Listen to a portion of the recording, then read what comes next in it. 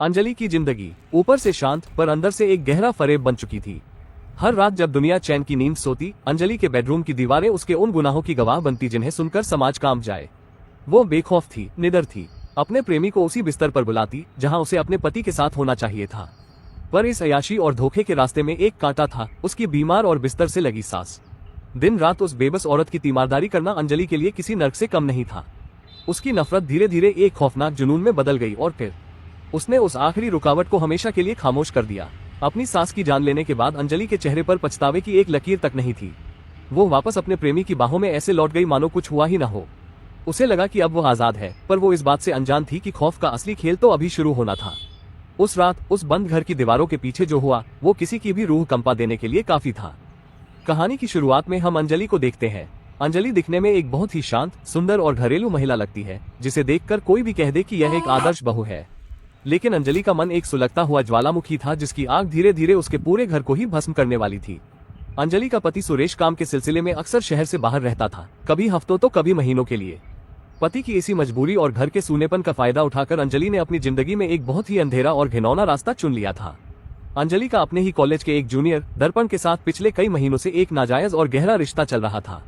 जब भी सुरेश घर पर नहीं होता, रात के सन्नाटे में जब दुनिया सो जाती, अंजलि पिछले दरवाजे की कुंडी धीरे से खोल देती और दर्पण अपनी बाइक दूर खड़ी कर दबे पांव सीधा अंजलि के बेडरूम तक पहुंच जाता।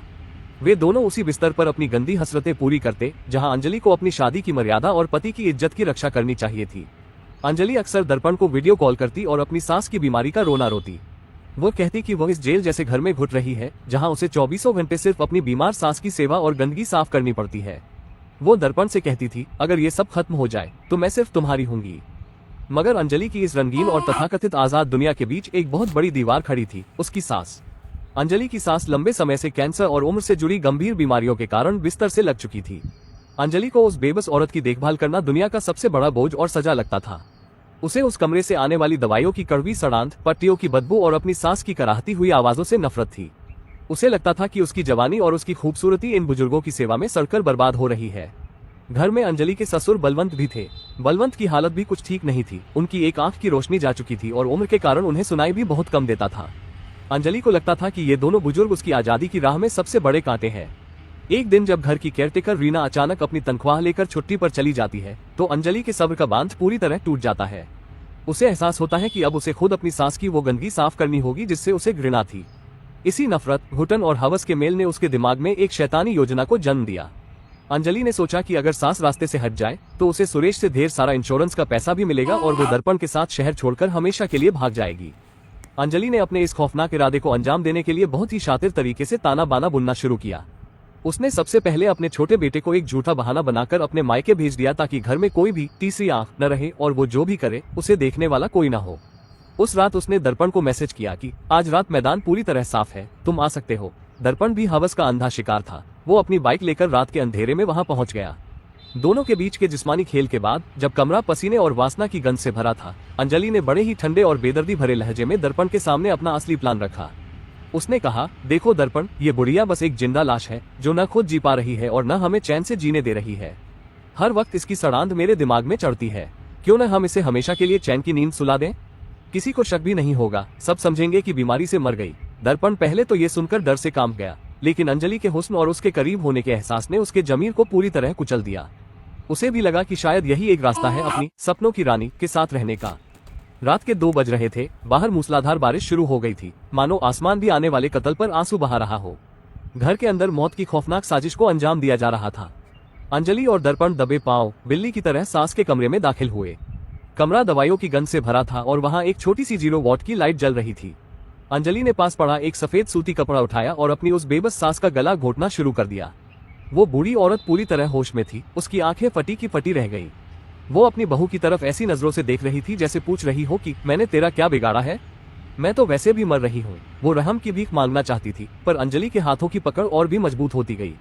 दर्पण ने बुढ़िया के हाथ और पैर पकड़ रखे थे ताकि वो हिल न सके। कुछ मिनटों की भयानक तड़प, छटपटाहट और फिर वो शरीर हमेशा के लिए शांत हो गया। अंजलि के चेहरे पर कोई दुख नहीं था, बल्कि एक अजीब सी जीत की मुस्कान थी। अंजलि को लगा कि उसने अपनी आजादी का रास्ता साफ कर लिया है, लेकिन वो भूल गई थी कि ऊपर वाला सब देख रहा है। जैसे ही वो कमरे से बाहर आई और अपने कमरे में पहुंचकर आईना देखा, उसे अचानक याद आया कि वो कत्ल में इस्तेमाल किया गया वो सफेद कपड़ा वहीं बिस्तर पर छोड़ आए है। वो बदहवास होकर वापस उस कमरे की तरफ भागी, लेकिन जैसे ही उसने बिस्तर पर हाथ मारा, उसके पैरों तले जमीन खिसक गई। वो कपड़ा वहां नहीं था। अंजलि का दिल इतनी जोर से धड़कने लगा जैसे सीने से बाहर आ जाएगा। वो अपने ससुर बलवंत के कमरे तक गई, जहां बलवंत गहरी नींद का स्वांग रच रहा था। अंजलि को लगा कि ये बूढ़ा तो वैसे भी कुछ सुन नहीं सकता, पर हकीकत ये थी कि बलवंत ने उस रात अपनी पत्नी की अंतिम पुकार को सुन लिया था। जब अंजलि अपनी सांस का गला घोट रही थी, तब बिस्तर के पास लगा वो इमरजेंसी बेल वाला बटन दब चुका था और बलवंत के कमरे में लाइट जल गई थी। बलवंत ने अपनी जीवन संगिनी को अपनी ही बहू के हाथों मरते देखा था और वहीं उसने तय किया कि वो पुलिस को फोन नहीं करेगा, बल्कि खुद यमराज बनकर हिसाब चुकता करेगा। बलवंत ने वो कपड़ा छुपा दिया था ताकि वो अंजलि को मानसिक रूप से तड़पा सके। अब शुरू होता है मौत और खौफ का वो असली खेल, जिसे देखकर दर्शकों के रोंगटे खड़े हो जाएं। अंजलि और दर्पण जब सारा काम निपटाकर घर से भागने की कोशिश करते हैं, तो उन्हें पता चलता है कि घर के सारे दरवाजे और खिड़कियां किसी ने बाहर से लोहे की भारी जंजीरों और पुराने जंग लगे तालों से बंद कर दी है। अंजलि घबराकर सीढ़ियों की तरफ भागती है, तभी ऊपर की बालकनी से एक भारी लकड़ी का पटरा सीधा उसके सिर पर गिरता है। अंजलि का सिर फट जाता है और खून की धार उसके चेहरे पर बहने लगती है। दर्पण उसे बचाने के लिए दौड़ता है, लेकिन तभी घर की सारी लाइटें कट जाती है।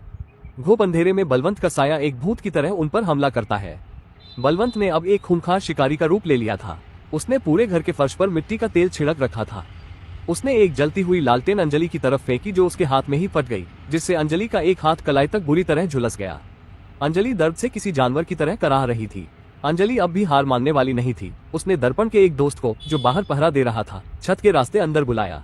जैसे ही वो दोस्त रोशनदान से नीचे कूदा, बलवंत ने बड़ी ही चालाकी से उसे उसी तेल वाले फर्श पर फिसलने पर मजबूर किया।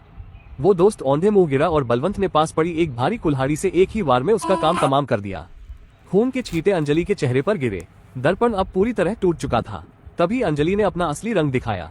उसने तुरंत अपने पति सुरेश को फोन लगाया और जोर जोर से रोते हुए एक्टिंग करने लगी। सुरेश, जल्दी आओ, घर में कुछ डाकू घुस आए हैं। उन्होंने मम्मी और पापा को मार दिया है और वो अब मुझे मार रहे हैं। दर्पण ये सुनकर सन्न रह गया कि जिस औरत के लिए उसने कत्ल किया, वो अब उसे ही फंसा रही है। दोनों प्रेमियों के बीच अब एक दूसरे की जान लेने की होड़ मच गई। दर्पण ने अंजलि का गला पकड़ लिया, लेकिन तभी पीछे से बलवंत ने एक भारी गैस सिलेंडर उठाया और पूरी ताकत से दर्पण के सिर पर दे मारा। दर्पण का भेजा बाहर निकल आया और उसकी कहानी वहीं खत्म हो गई। अंजलि अब अकेली थी, घायल थी और अपने ससुर के सामने घुटनों पर थी। बलवंत ने धीरे से मुख्य दरवाजा खोला और बाहर निकल गया, जहां सुबह की पहली किरण के साथ पुलिस की गाड़ियां खड़ी थी। सुरेश भी वहां पहुंच चुका था। जब सब घर के अंदर दाखिल हुए, तो उन्होंने देखा कि बलवंत ने अपनी मरी हुई पत्नी की लाश को उस गंदगी वाले कमरे से निकालकर, उसे गंगाजल से साफ कर, नई लाल साड़ी पहनाकर और उसके सफेद बालों को संवार कर एक साफ सुथरे बिस्तर पर लेटा दिया था। उसने अपनी पत्नी को आखिरी विदाई पूरे सम्मान और प्यार के साथ दी। पुलिस ने अंजलि को गिरफ्तार कर लिया। बलवंत के पास वो सफेद कपड़ा सबूत के तौर पर था, जो अंजलि को फांसी के फंदे तक पहुंचाने के लिए काफी था। सुरेश अपनी पत्नी की हकीकत जानकर पूरी तरह टूट गया। तो दोस्तों, ये थी वो रूह कंपा देने वाली कहानी, जो हमें सिखाती है कि हवस और लालच की बुनियाद पर खड़ा किया गया महल हमेशा कत्लगाह में बदल जाता है। क्या आपको लगता है कि बलवंत ने जो खूनी बदला लिया वो सही था? अपनी राय हमें कमेंट में जरूर बताएं। अगर आपको यह महा एक्सप्लेनेशन पसंद आए हो, तो चैनल एक्सप्लेन एजी को सब्सक्राइब करना न भूलें। मिलते हैं अगले वीडियो में। जय हिंद।